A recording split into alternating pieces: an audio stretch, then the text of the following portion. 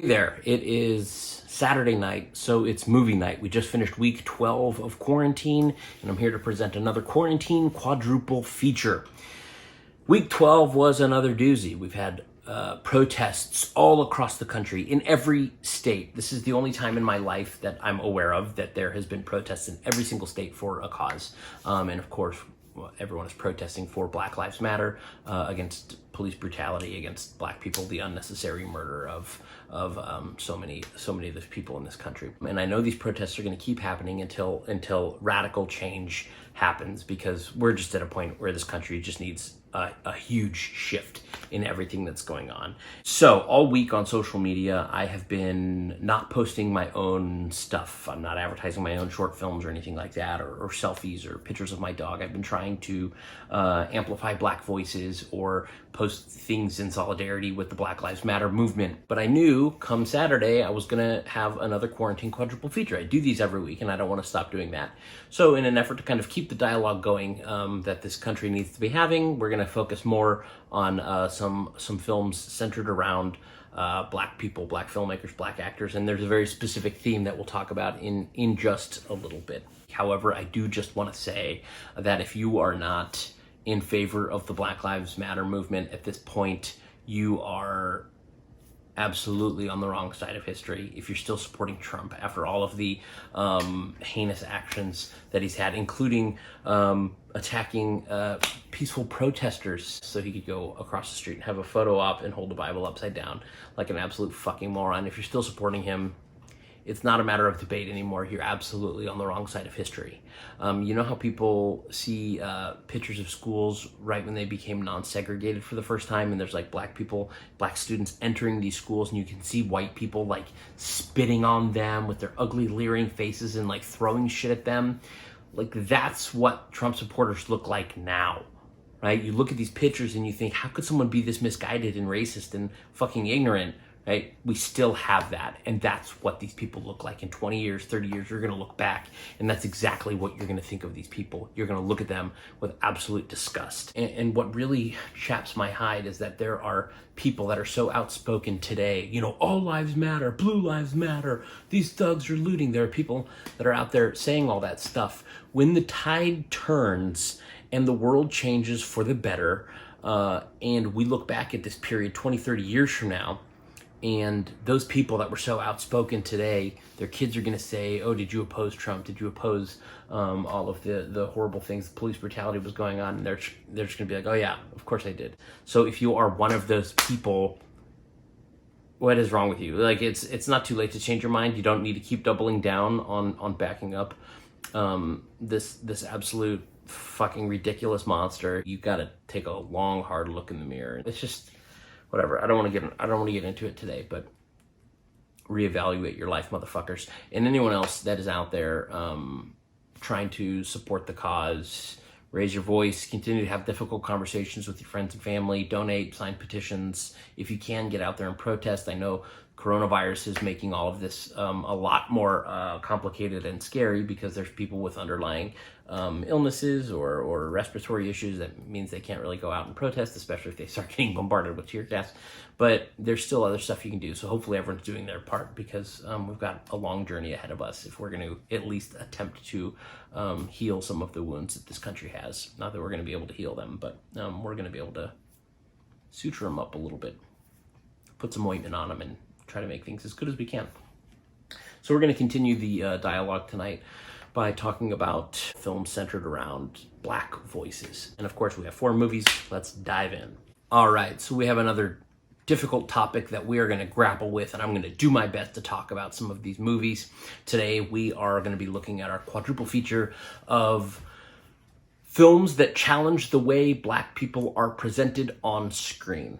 So Black people in cinema and in television have been represented in so many different ways over the years, and most of them not flattering, right? Criminals and gangsters and things like that. Before the Civil War in the 19th century, the main form of entertainment was like minstrel shows, where white actors initially would put on blackface, right? So you see blackface imagery popping up now and then, usually just from some, fucking idiot who's running for office. And it was a Halloween party 10 years ago where they're in blackface, right? So you see blackface now, usually on the news. But back in like the 1810s to like the 1830s, there was blackface, where white performers would kind of mimic the music stylings of how they interpreted black people. So white people have been reappropriating black culture for as long as entertainment exists, right? So they would put on blackface and they would do these big exaggerated performances. And that was the main form of entertainment in America for too long. There were black performers that were also performing in minstrel shows. So black performers would put on the blackface over their faces, and that was, experts think that was in an effort to make white audiences comfortable, because they could still kind of be fascinated by the performance that was going on, but they had a level of kind of silliness to them, so the white audience could still feel superior. On the one hand, you can think, why would they do that? Why would they wear the blackface and degrade themselves for these performances? But on the other hand, if you only have so many options and you're a natural born performer and you want to get on stage and you want to sing and you want to dance, and that was the only way to do it, of course, that's how you're going to do it. And you can still ask that question today. Why did this black actor take that role that maybe degraded them, or maybe films that aren't going to age well in a matter of 1 or 2 years?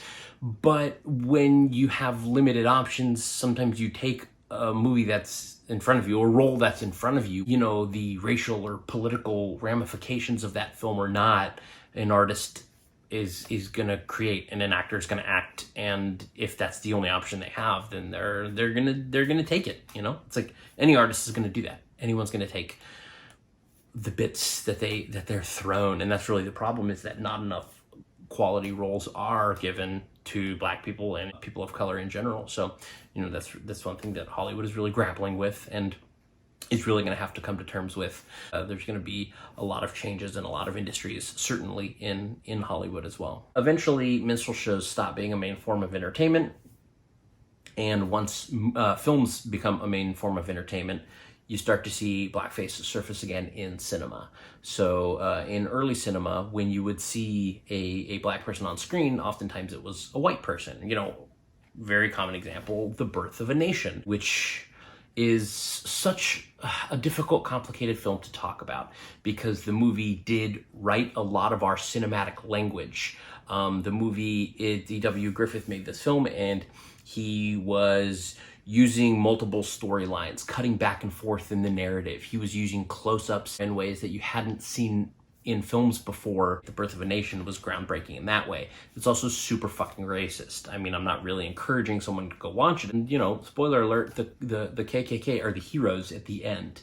And there is a black person that is trying to rape a white woman. And it's a white guy in blackface giving just the most outrageous, disgusting, monstrous performance you've ever seen. And then the KKK swoops in and saves the day. And it's really shitty, and that's how a lot of black people were presented in very early cinema, was played by white people. Eventually, black people do start acting in films, and the way you saw black people represented in films for a very long time was, as you can imagine, slaves, indentured servants, and mammy-type characters. And that was the main way we saw them through the 1930s up until today, honestly.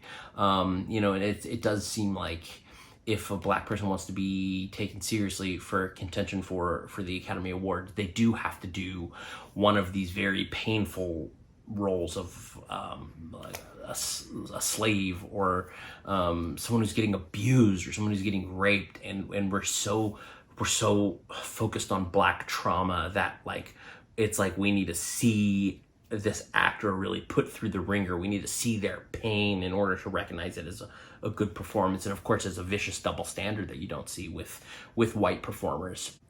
So we're going to start with Spike Lee's incredibly controversial Bamboozled. Bamboozled is one of his best films. I think it is a flat-out masterpiece. It's a painful film to watch. It's an incredibly uncomfortable film to watch. It's also really funny. It's a comedy. It's a scathing satire of the of Hollywood, particularly the television industry. So it stars Damon Wayans. He plays a TV producer, and he's pitching a show to some network executives, a sitcom, and they don't like it, and he still works for the studio, and he's so pissed off that he wants to pitch them the most offensive, vile thing he can think of. So he pitches them a 21st century minstrel show performed by black people. And his goal is to just get fired. It's very much like a different take on The Producers, but much more scathing in its critique of the industry than almost anything I can think of. So the studio, which is run by white people mainly, love it. They make it, they air it, and it's a hit, and America loves it. And suddenly this show becomes a sensation, but it has black actors that are having to don blackface, and it really, I mean, I can't imagine how difficult it was for the performers to actually perform in the movie, but I mean, that really comes across because this dives head on with what we want from our black entertainers. It's a really challenging film for white audiences and black audiences alike, because it makes us reevaluate what we expect from our black performers, and it makes us examine it through a lens that is so uncomfortable, but that lens is America's history with entertainment and black people. The real struggle is from the TV producer, Damon Wayans' character, because as he starts to get fame and recognition for the good work he did, he realizes he did it by selling out other black people. So he has to have a come to Jesus moment of,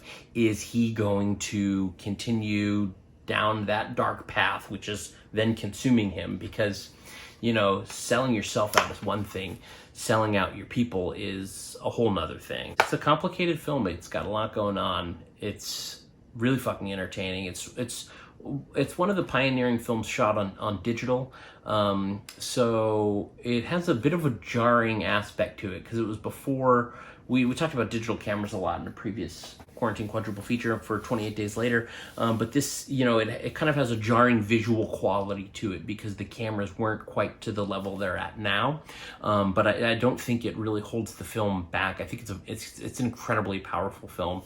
That's going to be what we're going to kick off this night with, to continue us discussing black voices and some very difficult black subjects that most white Americans aren't going to want to talk about, but Bamboozled fucking dives head on in, and so are we. So we're starting our night off with Spike Lee's masterpiece, Bamboozled. Bamboozled came out in the year 2000, and we are going to take it back a few decades, back to the 60s. We are going all the way back to 1967 for In the Heat of the Night. In the Heat of the Night was groundbreaking because it starred the ever elegant and articulate Sidney Poitier, and he plays a police officer, a big city cop who is passing through a small bumfuck town where murder has been committed. He just happens to be passing through at the wrong time, and the racist cop who runs that town sees a black guy walking through that he doesn't know, waiting at a train station actually, and he gets arrested. And then at the police station, they find out that he's actually like a big city detective. He works in a city where they're a little more open-minded than this kind of small redneckish type town. Sidney Poitier had been doing other films, and he always played a very sophisticated, articulate, well-educated man. And you didn't really see that very frequently in the 60s, certainly not in the 40s and 50s. So he was the first black person represented in film that I can think of that was really shown in like a very, almost like the way you would film a white person, the types of roles you would give to a white person. He was the first black actor that I can think of that was really getting them. Of course, the roles were still racially loaded, like Guess Who's Coming to Dinner? It's about, bringing a black guy home to dinner, home to her white racist parents.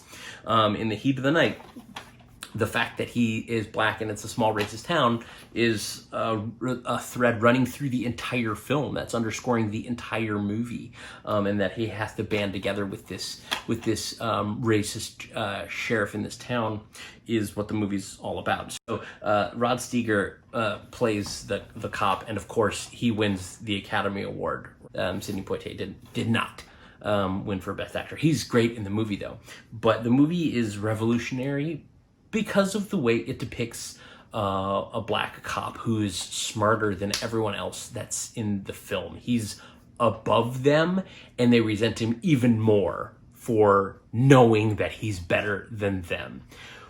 The moment in this film that is so powerful that you hadn't seen in movies before. Mr. Tibbs, you know, in The Lion King, they call me Mr. Pig. That joke is from this movie. His name is Mr. Tibbs. He gets into an argument with the white cop, and the white cop doesn't like what he's saying, and the white cop slaps him, and Mr. Tibbs, without missing a beat, slaps him back. And watching it now, it might not have a very shocking effect, but for white and black audiences that were watching that film in theaters in 1967, who had never seen a black man strike a white man on screen, it was a very powerful moment. In fact, that scene is so famous that that moment is called the slap heard around the world. Black audiences watching it felt very empowered because they were watching a character that they weren't letting like a white guy talk down to them or treat them less than they were. And Sidney Poitier, he rocks in the movie. It is not made by a black filmmaker. Surprisingly, it's made by Norman Jewison, who is a white filmmaker. He has made a couple other movies that kind of like delve into the black experience as well. He made a movie called Soldier's Story. He made In the Heat of the Night, and he also made The Hurricane. And to hear Spike Lee talk about Norman Jewison is, when you watch his movies, you wouldn't guess that he's a white filmmaker, and he's 3 for 3 on his black person movies, is what Spike Lee says. But it's a great film. You know, some of the ways that they depict race relations are pretty dated. At least they were dated when I was watching this movie back in like college, right? By today's standards, they're not really dated anymore because some of these like Trump supporters have gone back to the Stone Age with their antiquated ass views on race relations. So watching it now, maybe it won't even feel dated anymore with kind of like how country bumpkins some of these rednecks are. But you know, every time I turn on the news, I'm seeing more and more of them. So maybe it's not dated at all. It also won Best Picture and Best Screenplay as well. Sterling Silliphant is the writer of this film. And I actually have a quote by him written out on a note card and pinned on my bulletin board in my office. And it's write, keep writing, and then write more, which I think is like the best piece of advice you can get for writing. But the movie's fantastic. Tale set in the Deep South, fish out of water story, black detective trying to help all these country bumpkins solve a crime. Very exciting film and really, really well made by Norman Jewison. So 1967's In the Heat of the Night, movie number 2. Now we're going to jump all the way ahead to last year, 2019, for Jordan Peele's Us. I think this movie is revolutionary with the way that it depicted black people. And the reason is because how many films can you think of, a mainstream Hollywood released in theaters across the world, that star a black family that doesn't have anything to do with their race? As I was watching the movie, I was blown away at the fact that I could not think of a lot of other films that just showed me a black family existing. It was just like, yeah, why the fuck don't we see this more frequently? And the simple fact that the family is black in the movie adds so many layers of subtext to the film. Now, Jordan Peele kind of famously said, it's just a horror story, that's all it is. His political horror film was Get Out, and Us is not.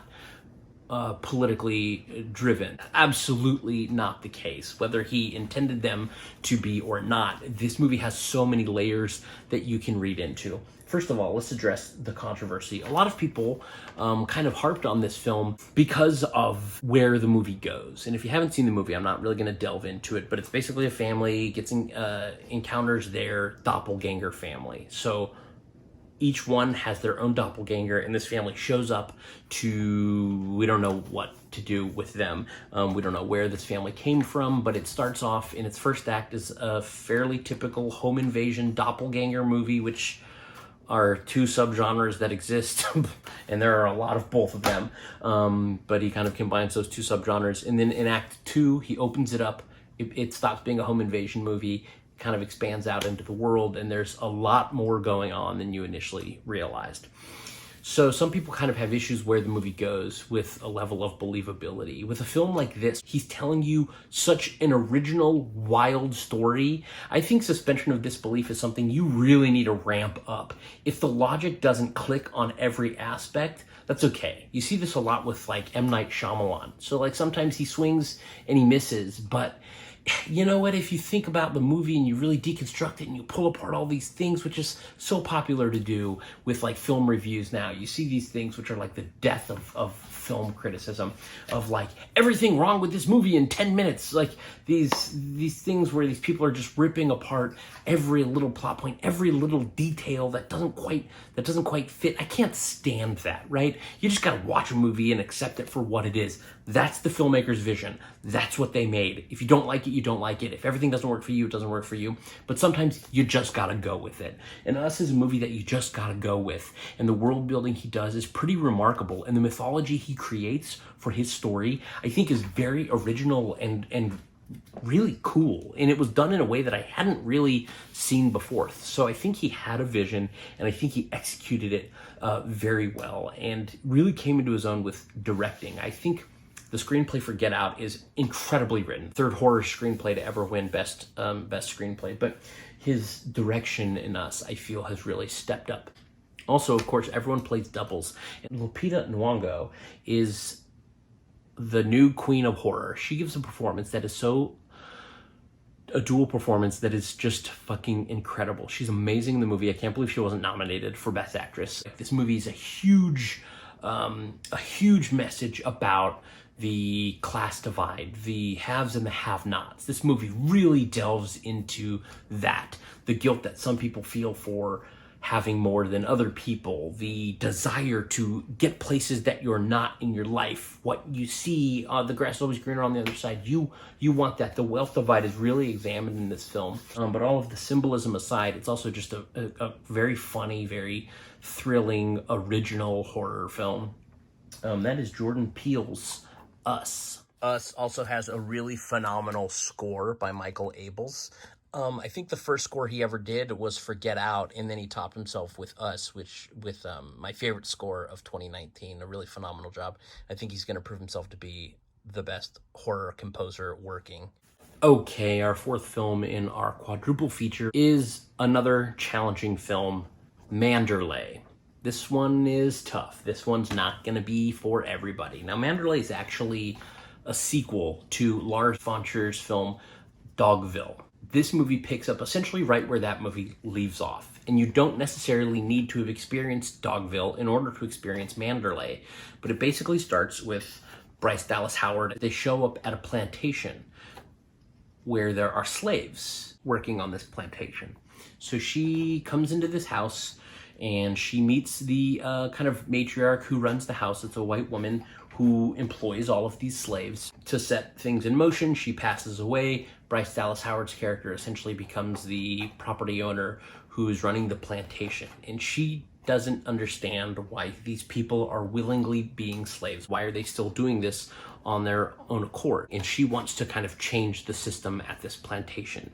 And so she incorporates voting into it, and she incorporates them having the right to speak up, the right to make choices for what they're doing at the plantation. And the movie is very challenging for its stark portrayal of modern Black people as slaves that haven't advanced, or so we think. What is telling about the film and why I think it's worth discussing is because this is not made by an American. This is made by Lars von Trier, who is a Danish filmmaker. And at the time, I don't know if he has now, but at the time when he made this film in 2005, he had never even been to America. But he's fascinated by America. He keeps making movies that are set in America. This is how he views America's relationship with black people. And this is a strictly outsider's take on America. So everything that happens at Manderlay is basically just a microcosm of how he views American history. And I think that's very fascinating. And it is controversial. And it is a movie that will piss a lot of people off. In fact, I heard he had a lot of difficulty getting black actors to cast in this film, because when he went to a lot of kind of bigger name black actors, they didn't want anything to do with this fucking bizarre, weird movie. Danny Glover took the role. The other thing that's interesting about this film, as well as its predecessor, Dogville, is the films are essentially staged in a black box theater. So they have very big ideas. Like Dogville, there's an entire town, right? But it's all drawn in chalk on the floor. And so there's no walls. Sometimes there will be like a tree or a bush, but for the most part, it's just a big black box theater. It's an empty theater, and they're pretending everything's there. So they pretend a doorknob is there, and they open it up, and that's how you visualize the entire film.